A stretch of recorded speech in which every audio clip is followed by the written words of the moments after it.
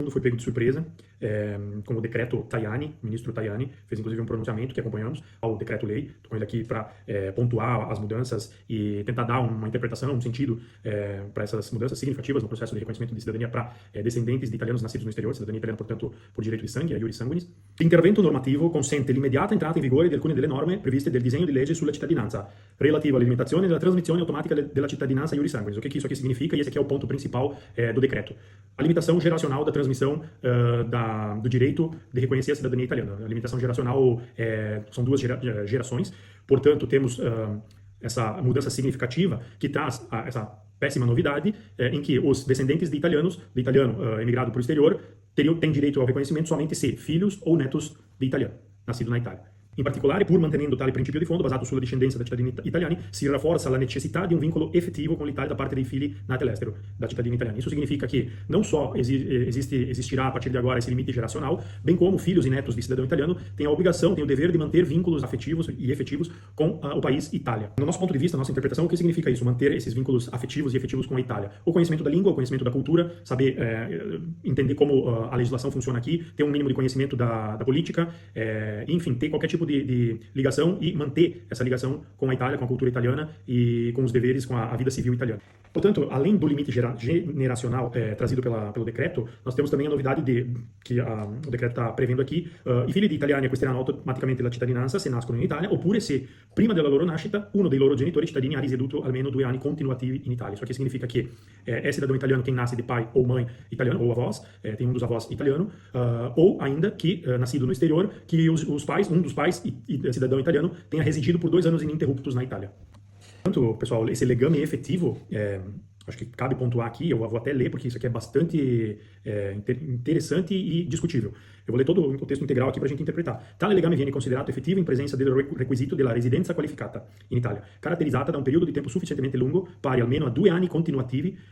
Solo in presenza di tali vincoli oggettivi e perduranti nel tempo potrà essere garantito l'accesso al complesso indissolubile di diritti e di doveri propri dei cittadini che formano il popolo, cui l'articolo 1 della Costituzione attribuisce la sovranità.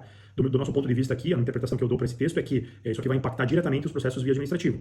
Então, nos processos via administrativo, quem vem residir efetivamente na Itália para solicitar o reconhecimento da cidadania italiana vai precisar demonstrar esses 2 anos de residência continuativos para caracterizar esse legame efetivo com o país e aí sim poder usufruir de todos os direitos e deveres como cidadão italiano. Então, outra hipótese, introduz aqui uma hipótese de perda da cidadania italiana, a desuetudine em confronto com o Estado italiano. Então, num caso prático aqui, se eu sou cidadão italiano e tenho um filho hoje no Brasil, esse filho nasce com cidadania brasileira, portanto outra nacionalidade, e até completar os 25 anos não se manifesta em nenhum sentido para transcrever o próprio ato de cidadania italiana, não se manifesta em nenhum sentido para ter esse mantenimento com os vínculos efetivos e afetivos com a Itália, isso incorre na perda da cidadania italiana, na perda do direito ao reconhecimento da cidadania italiana. Outro ponto bastante interessante aqui, le regole di trasmissione della cittadinanza attraverso la conciliazione di una duplice esigenza, espressione di valori costituzionali differenti, il cui bilanciamento appare necessario, il mantenimento dei legami con l'Italia e l'incoraggiamento dell'immigrazione di ritorno dei discendenti degli immigrati italiani. Isso aqui nada mais é do que a união de duas situações, duas exigências, duas situações de requisitos para a concessão da cidadania. Ou a real descendência, o real direito por direito de sangue, e a exigência do mantenimento dos laços efetivos e afetivos com a Itália. Então isso aqui reforça e incentiva os descendentes dos imigrados, dos nossos antepassados que emigraram, ao retorno para a Itália. Talvez isso aqui seja um ponto até interessante e a concessão dessa cidadania seja diretamente ancorado nas conexões afetivas e efetivas com o território italiano. Chega no ponto da imigração de retorno. Sarà ulteriormente rafforzato il sostegno all'immigrazione di ritorno. Ponto número 1. Il figlio minore di genitori cittadini, sempre che non nasca già cittadino, acquisterà la cittadinanza se nasce in Italia o se viene a viverci per 2 anni. Então, o filho de cidadão italiano que eventualmente não teve o reconhecimento vem a residir na Itália por 2 anos, com uma simples declaração de vontade dos pais, reconhece essa cidadania italiana. Si conferma che chi ha perso la cittadinanza potrà riacquistarla, ma solo se risiede in Italia per 2 anni. Portanto, quem eventualmente perde a cidadania em um desses casos mencionados pode reconquistar, reconhecer novamente a cidadania italiana residindo in Italia por 2 anos. Si conferma inoltre per chi ha anche soltanto un nonno italiano o che è stato cittadino italiano la possibilità di diventare cittadino dopo aver risieduto in Italia per 3 anni. Isso aqui traz uma novidade relacionada à cidadania por tempo de residência. Então ela faz uma espécie de traz aqui uma solução híbrida por tempo de residência, diminui o tempo de residência para aquisição da cidadania italiana para quem tem vamos imaginar num caso concreto que quem tem um bisavô que fica fora dessas novas regras, vindo residir na Itália por 3 anos, reconhece a cidadania italiana na nossa interpretação, ao invés dos 5 anos previstos para quem não tem nenhum antepassado italiano.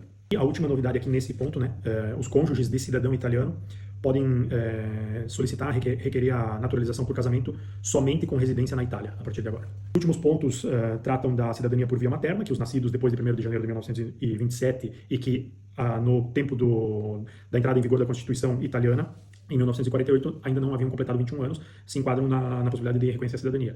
E aumenta o prazo de 24 para 48 meses o tempo dos procedimentos em matéria de reconhecimento. Isso aqui provavelmente traz essa novidade e vai impactar principalmente os processos no via administrativo, 2 anos da residência, portanto, e vai impactar também os pedidos do via judicial, aumentando de 24 meses para 48 meses os processos, os protocolos encaminhados aos tribunais a partir de agora.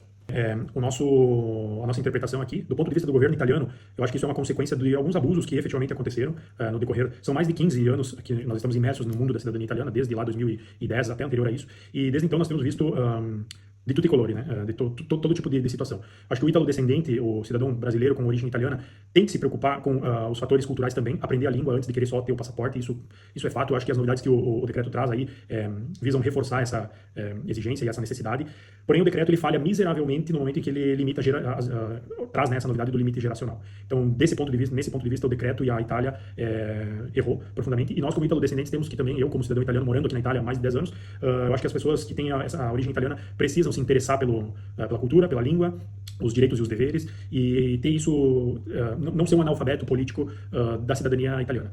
Ter somente o passaporte lá, mas não saber falar a língua, ter o passaporte italiano para entrar mais fácil nos Estados Unidos. Nesse aspecto, desse ponto de vista, eu acho que nós temos que melhorar, temos que fazer um meia-culpa e buscar melhorar, buscar confrontar esses pontos falhos em face, né, do governo italiano.